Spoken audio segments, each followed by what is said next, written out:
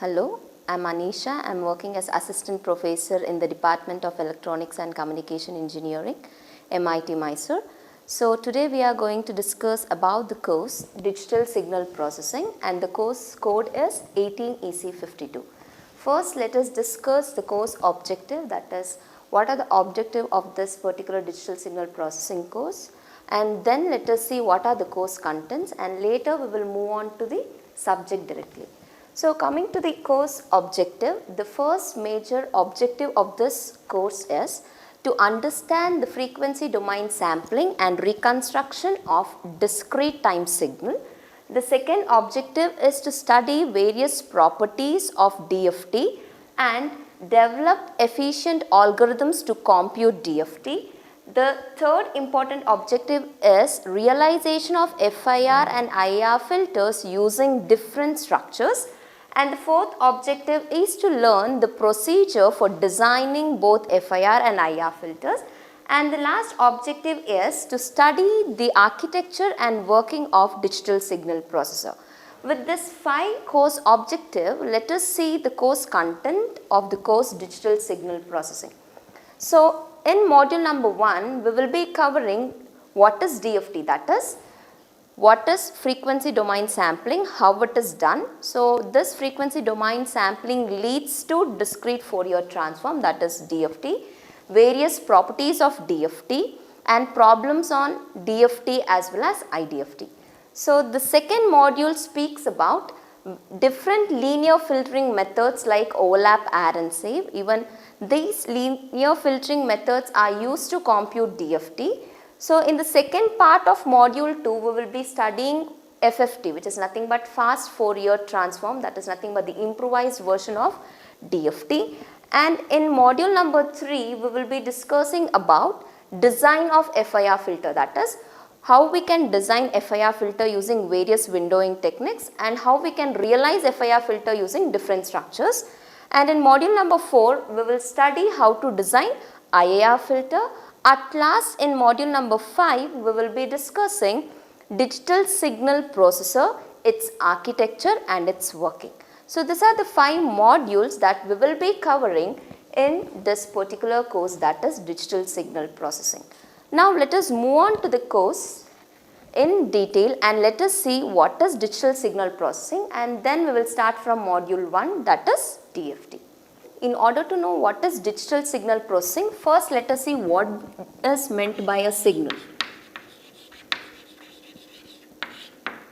So a signal in mathematical sense, it is nothing but a function. A signal is nothing but a function. A function is nothing but it is a dependent variable.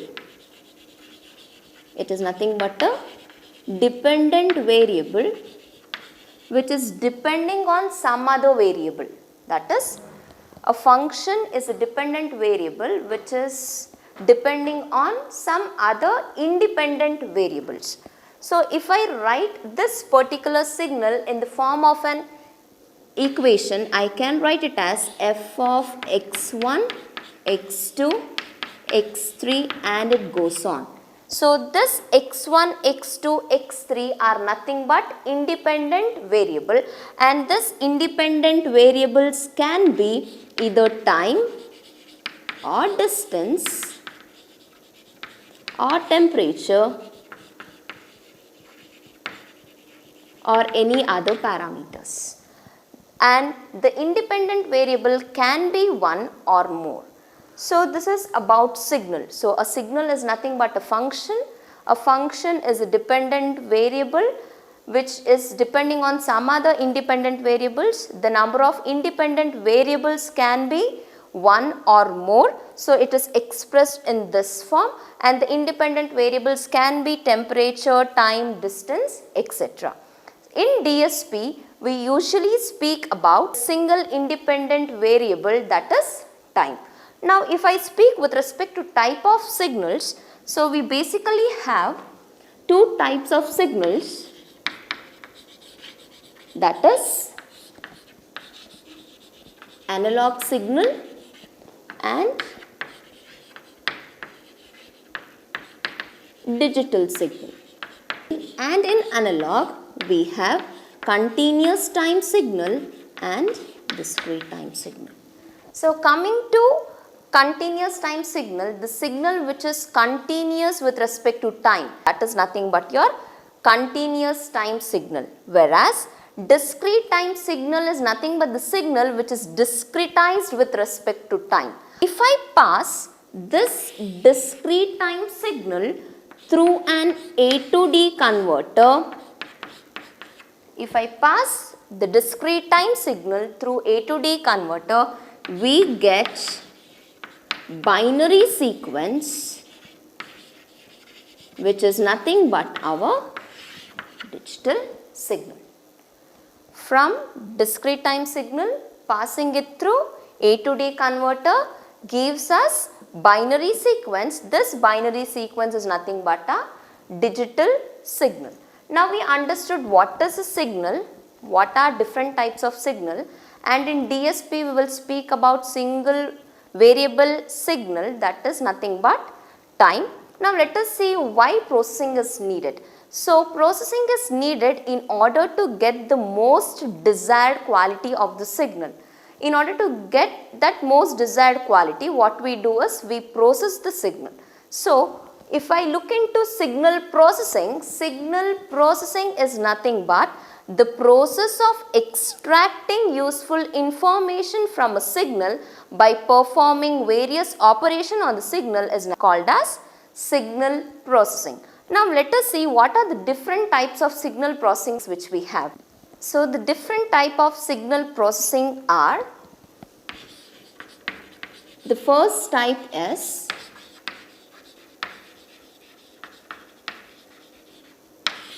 analog signal processing.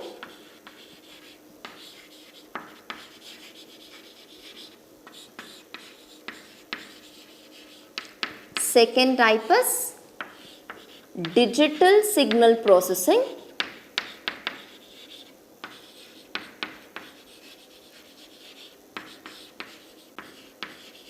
And the third type is mixed signal processing.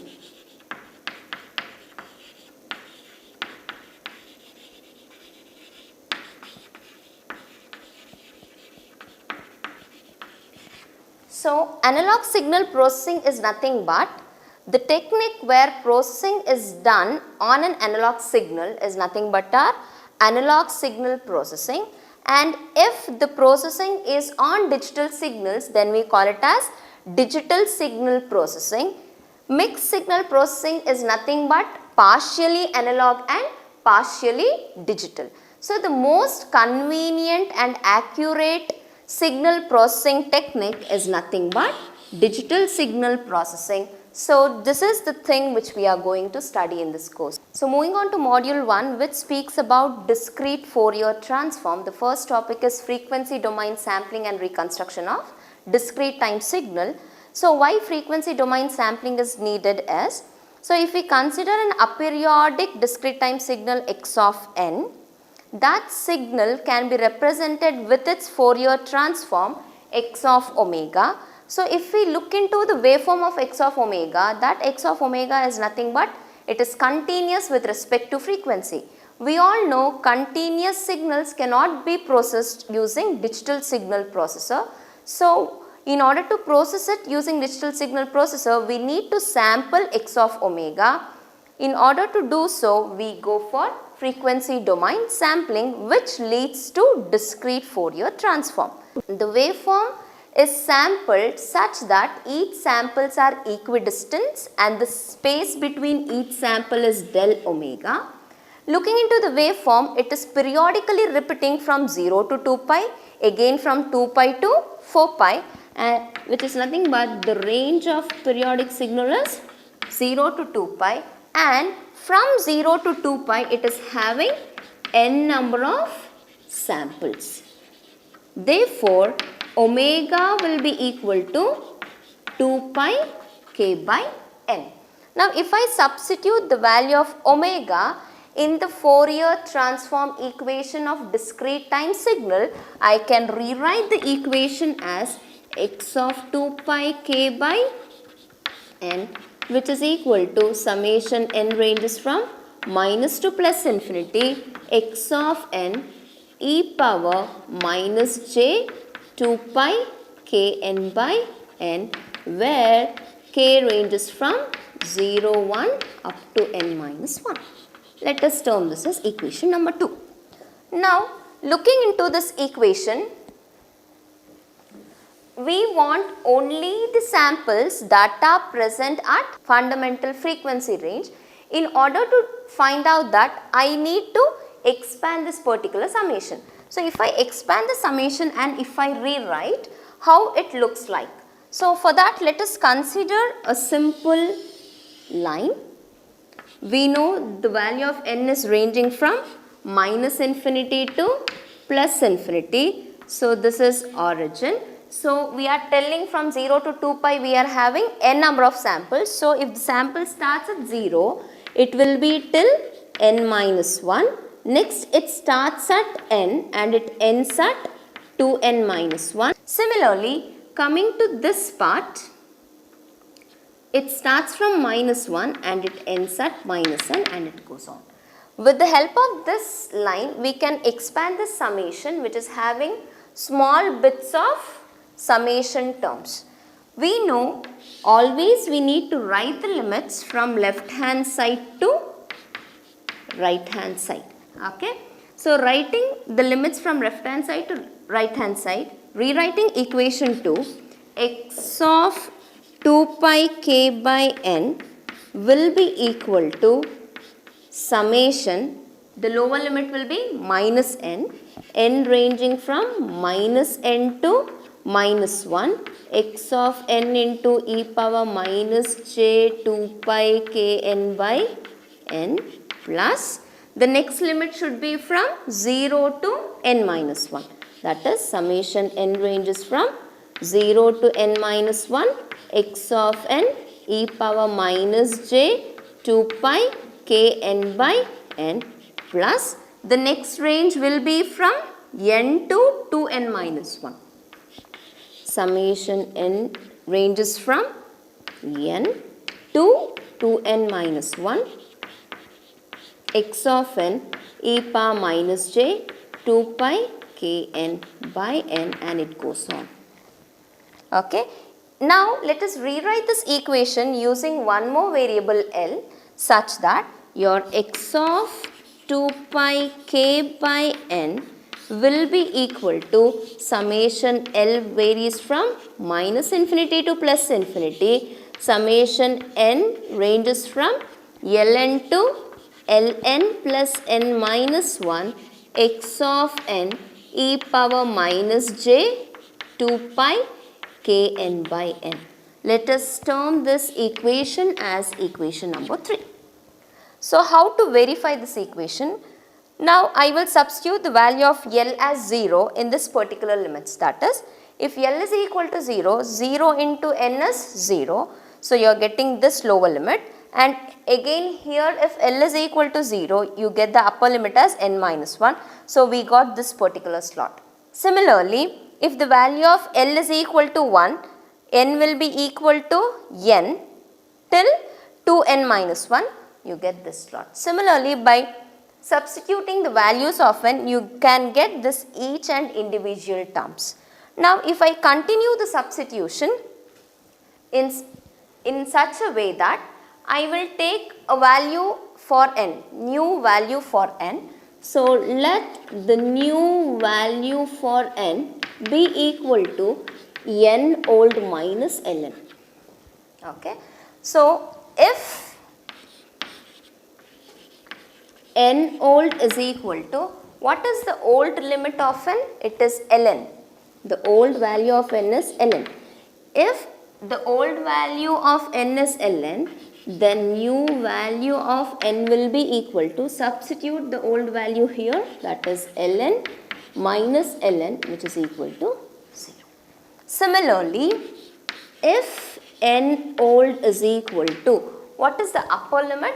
The upper limit is ln plus n minus 1, that is ln plus n minus 1. If I substitute the same thing in this equation, n new will be equal to ln plus n minus 1 minus ln, which will be equal to n minus 1. You may have doubt, why am I taking this substitution? Why? Because I need the range between the fundamental frequency. So the range of n between the fundamental frequency is from 0 to n minus 1. So in order to rewrite this limit, I have taken the substitution. Now putting all the simplification in equation 3, your x of 2 pi k can be written as, which is equal to summation L, which is equal to minus infinity to plus infinity, summation n ranges from 0 to n minus 1 x of. So this was your old value of n. Now what is the new value of n? It is nothing but equal to n minus ln.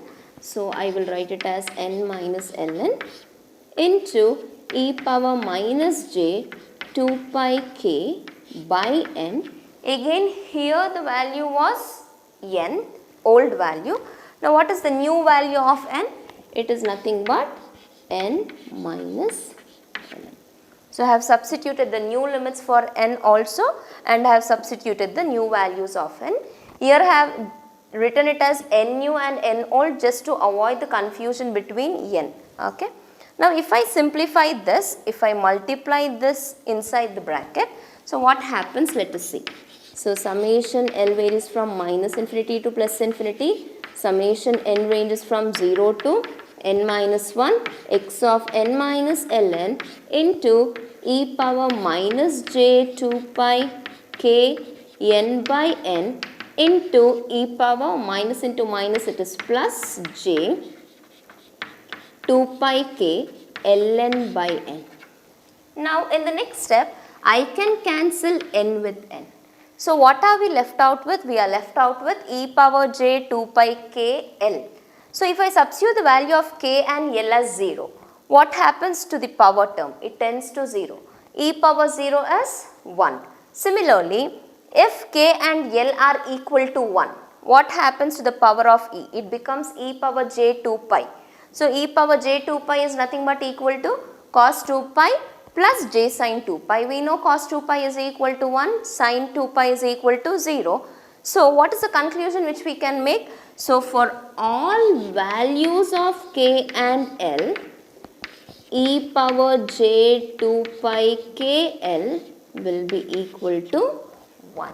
So in this equation, instead of this entire term, I can replace it with 1. So if I replace it with 1 and if I rewrite x of 2 pi k by n will be equal to summation n ranges from 0 to n minus 1, summation L ranges from minus infinity to plus infinity, x of n minus ln into e power minus j 2 pi k n by n.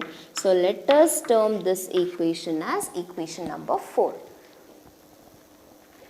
Continuing with equation 4, so let us assume a periodic signal. Let xp of n be equal to summation L ranges from minus infinity to plus infinity, x of n minus ln. Okay. So xp of n indicates periodic signal of x of n. So looking into here, it is nothing but x of n is shifted from minus infinity to plus infinity. So instead of writing like this, I have termed it as xp of n. So if I write the Fourier series expansion of this xp of n periodic sequence, the Fourier series can be written as xp of n will be equal to summation k ranges from 0 to n minus 1 ck into e power plus j 2 pi k n by n, where ck is nothing but Fourier series coefficient and it is given by ck, which is equal to 1 by n summation n ranges from 0 to n minus 1 xp of n e power minus j 2 pi kn by n. So let us term this as equation number 5 and let this be equation number 6. Now, since we have considered the periodic signal xp of n, that is equal to summation L minus infinity to plus infinity x of n minus ln, let us substitute this entire term with xp of n in equation 4. So let us replace this with xp of n. Therefore, from equation 4, x of 2 pi k by n can be written as summation n ranges from 0 to n minus 1 xp of n into e power minus j 2 pi k n by n. So let us term this as equation number 7. Now, if I compare equation 6 and equation 7, what is the conclusion which we can make? The right hand side part of equation 6 is having this term. Looking into this term is same as equation 7 right hand side, which is equal to what? X of 2 pi k by n. So by comparing equation 6 and 7, by comparing equation 6 and 7, so Ck will be equal to 1 by n x of 2 pi k by n. Let us term this as equation number 8. In equation number 5, we were not knowing Ck. Now we found out what is Ck. Let us substitute equation 8 in equation 5. So if I substitute and rewrite, substituting equation 8 in equation 5, what happens to equation 5? I can write it as xp of n will be equal to 1 by n summation k ranges from 0 to n minus 1 x of 2 pi k by n into e power j 2 pi k n by n. Now looking into this equation, what is the conclusion we can make? So this equation provides the reconstruction of periodic signal xp of n from the samples x of 2 pi k by n. But what is our motto? So after frequency domain sampling, we got this equation. Now I need to reconstruct back my discrete time signal. In order to do so, what I need to do? I need to find out the relationship between x of n and xp of n, and then I need to reconstruct x of n. With the help of x of n, I can again reconstruct back my x of omega. Continuing with the derivation, so we have xp of n. We all know xp of n is nothing but equal to summation L varies from minus to plus infinity x of n minus ln. So keeping this in mind, let me take up an example and let us see what happens and how we can establish the relationship between xp of n and x of n. So let us consider a sequence x of n, which is 4, 3, 2, 1. Let capital L denotes the number of samples in x of n. So looking into this data, we have 4 samples, so L will be equal to 4. Let capital N be the fundamental period. So if I draw xp of n with this particular data, we get the 3 cases. In case 1, let us assume the value of n is equal to 6. Let us take the value of n as 6. If the fundamental period is 6, let us see what happens to xp of n. We know xp of n is nothing but the periodic repetition of x of n, which is nothing but the shifted version of x of n. So if we redraw,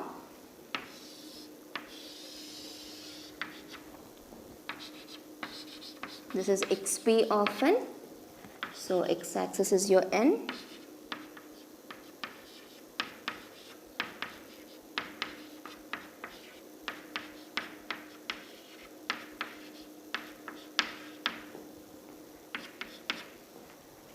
The samples are 4, 3, 2, 1. So the first sample is 4, the magnitude is 4, then it is 3, then it is 2, and at last it is 1.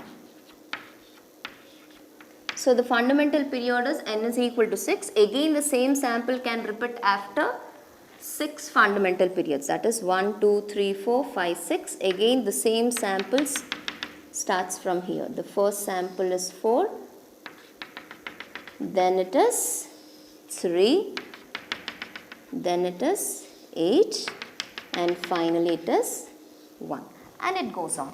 So this is case 1. So let us move on to case 2. So in case 2, let us assume the value of n be equal to 4. I am taking the value of n which is equal to number of samples. So if it is equal to number of samples, if we reconstruct and draw xp of n,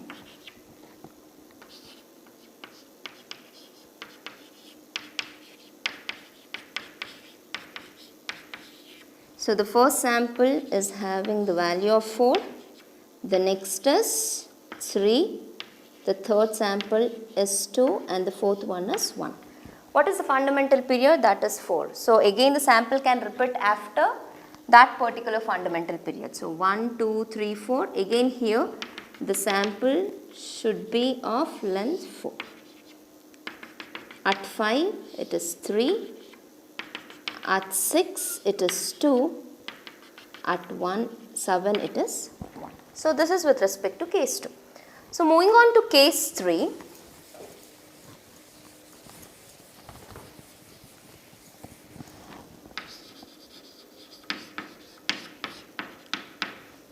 In case 3, let us assume the value of n is equal to 2. Now if I draw xp of n,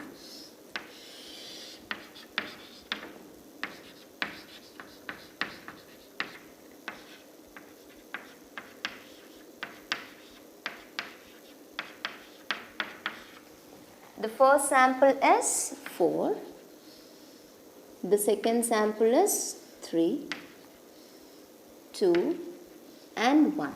What is the fundamental period? The fundamental period is 2. That is, the same sequence can repeat after the fundamental period of 2. So 1 and 2, again at 2, the sample length will be 4. At 3, 3. At 4, it is 2. At 5, it is 3. Now let us come back to case 1. In case 1, can we reconstruct x of n from xp of n? Yes, absolutely yes. That is, this is my x of n, or you can reconstruct x of n here. I don't have any overlapping. Since there is no overlapping or aliasing, we can easily reconstruct x of n from xp of n if the value of n is greater than the value of L. So what is the conclusion which we can make? If n is greater than L, we can easily reconstruct x of n. That is, x of n can be recovered from xp of n. Now moving on to case 2. So here also this is x of n and this is also x of n. So do we have overlapping here? No. Since there is no overlapping, here also we can reconstruct or recover x of n easily. So what is the conclusion which we can make here? So if the value of n is same as that of L. So if n is equal to L, then also we can reconstruct x of n from xp of n. Moving on to third case. What is happening in third case? So in third case, at this particular stage, we have overlapping of samples, that is aliasing is occurring. If there is aliasing, we could not recover x of n. So if n is less than L, here the value of n is 2 and the value of L here is 4. So n is less than L. If n is less than L, then we could not reconstruct x of n from xp of n due to aliasing. Now if I conclude this entire three cases, what I can write? X of n will be equal to xp of n if the range of n is from 0 to n minus 1, 0 elsewhere. That is, if the fundamental period is greater than or equal to L, number of samples, then it is easy to recover x of n from xp of n. It is not easy to recover the samples if n is less than L.